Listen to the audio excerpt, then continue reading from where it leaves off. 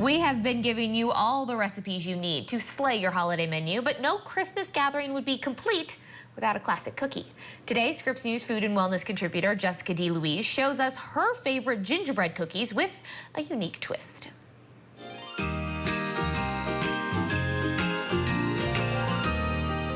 Gingerbread cookies are a fan favorite in my house. This recipe, it's warm, it's spicy, it has all of the holiday nostalgia, and it could not be simpler to make. First, we'll mix all of our dry ingredients.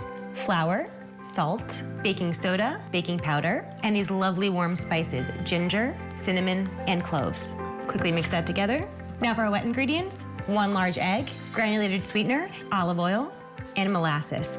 This gives gingerbread that rich sweetness that we all love. Whisk it all together. Now we'll mix our wet ingredients into the dry ingredients. So once it starts to come together, we're gonna ditch the spatula, get our hands dirty. Take a large piece of parchment paper and put that dough right on top. Fold the other half over and start to roll it out. And you wanna roll it out to about 1/3 to 1/4 inch thick. And there you go. Now we get to have some fun. This is like adult Play-Doh. Cut out some fun shapes for the holiday. I like to use an offset spatula to pick up all of these little cookies. And then we'll bake these up for about 25 minutes at 350 degrees Fahrenheit. While the cookies bake, we'll set up our icing station. In my bowl, I have powdered sugar, a little vanilla, and just enough milk to make it the thickness that you want. I'm gonna use blue spirulina pour in your icing. Now we'll set this off to the side and get ready to pull out our cookies. Once they're cooled, you can shred them onto your baking racks for icing. Then you get to decorate your cookies and have some fun with it. This recipe is great for kids and adults. And Jessica DeLuise is joining us now. So Jessica, start to finish, how long did these cookies take you to make? Oh, under an hour. Under an hour. This is a really simple recipe. Yeah, once you have all of your ingredients measured out, they only bake up in the oven for about 20-25 minutes until they're crispy on the outside but still soft on the inside. It's a really simple recipe that I've been making for years, Stephanie. And let me tell you something, there's nothing I would not do for some good gingerbread, and this cookie is it. I'm honestly telling you. Well, if you have any leftover cookies, or let's say you need to freeze, could you freeze the dough? And 2, could you freeze the finished cookies?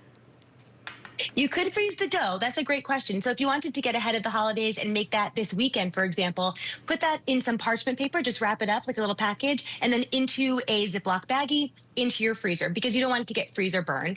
And then once you take it out of the freezer, just work it a little bit, roll it out, and you'll be good to go. If you want to pre-bake those cookies, absolutely, I would recommend using a technique called flash freezing. And this is a technique not only used for cookies, but also year-round if you have berries that you want to freeze or anything that is individual that you want to stay individual. So you lay everything out on a sheet pan, freeze it until completely frozen. Once your items are frozen, then you put it into your baggie or into your container for freezing. Otherwise, you get a big globby mess, or those cookies will get soggy when you defrost them. So I would definitely recommend the flash freezing system when you freeze these cookies ahead of time. Got it. So is this gingerbread dough, you said you've made it a lot, it's a favorite of yours. Is it sturdy enough to make a gingerbread house, for example? It is. I have done that for sure. I would actually just leave it a little bit thicker if you're going to do that, just so that you have some heft to your gingerbread house. So instead of 1/3 to 1/4 inch thick, I would keep it more like 1/3 to 1/2 inch thick, so a little bit thicker, and then just cut out what you want. And think about this. How special is it for your kids, or I mean adults, obviously, but your children around the holidays to make their own gingerbread house, right? They can design the chimney and the doors and the windows, and what a fun activity.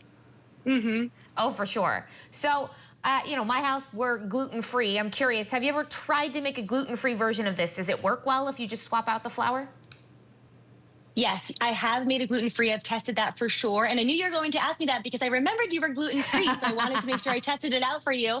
I would recommend a gluten-free all-purpose flour. So that is a flour blend that has all of those binders already mixed in, because we're losing the gluten that is in a wheat flour, for example. So a gluten-free all-purpose flour is a great swap. The other swaps that you might want to consider making, if you are eating low carb for any number of past medical histories or diagnoses, you may consider doing a low cal or low carb sweetener. So something like a monk fruit or an allulose works really good instead of cane sugar for this recipe. And if you have an egg allergy, try a flax egg. I've done it with that as well. So there's lots of modification that you can make for allergies. I love that. I've definitely spent a lot of time doing gluten-free swaps. Some work well and some do not.